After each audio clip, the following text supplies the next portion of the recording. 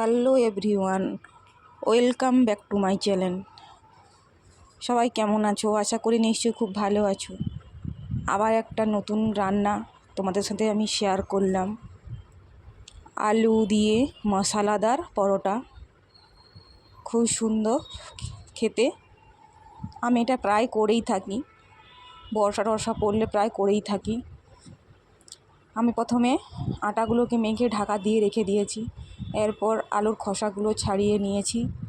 ছাড়িয়ে নেওয়ার পর আমি ওর সাথে কুচিয়ে কুচিয়ে রাখা ছোটো ছোটো করে পেঁয়াজ কুচি, টমেটো কুচি, লঙ্কার কুচি, ধনে পাতা কুচি দিয়ে ওর মধ্যে আবার নুন, হলুদ, জিরের গুঁড়ো, লঙ্কার গুঁড়ো দিয়ে ভালো করে মিক্স করব।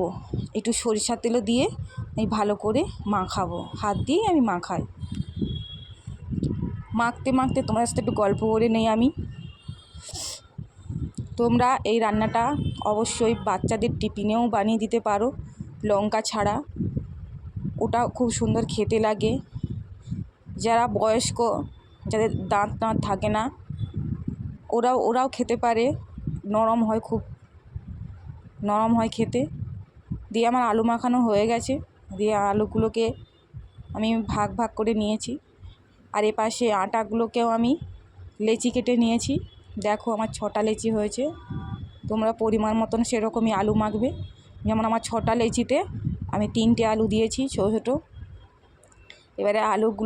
এবারে লেচিগুলোকে আমি হাত দিয়ে ভালো করে বাটির মতন শেপে আনবো। একটু বড় করে আনবে যাতে আলুটা না বেরিয়ে যায়, আটার লেচি থেকে না আলুগুলো বেরিয়ে যায়। আমারটা একটু ছোট হয়ে গিয়েছিল লেচিটা, বাটি, এই জন্য আমার আলুটা পুর থেকে বেরিয়ে চলে যাচ্ছে।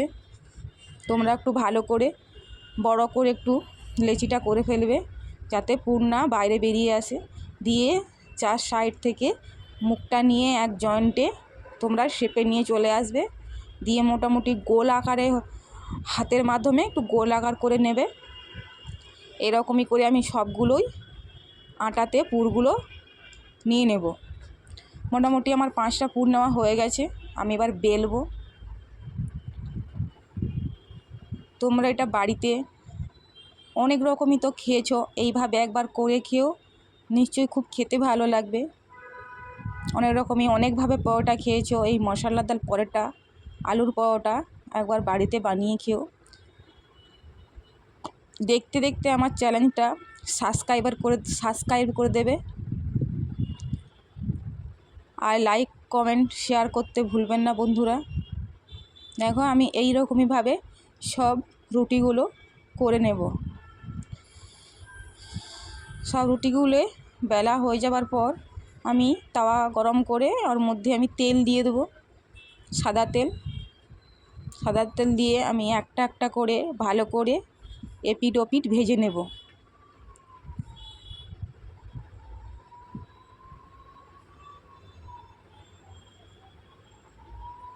পাঁচটা আমার ভাজা, দেখো খুব সুন্দর ফুলকো ফুলকো হবে পরোটাগুলো। সব ফুলকো ফুলকো হয়ে গেলে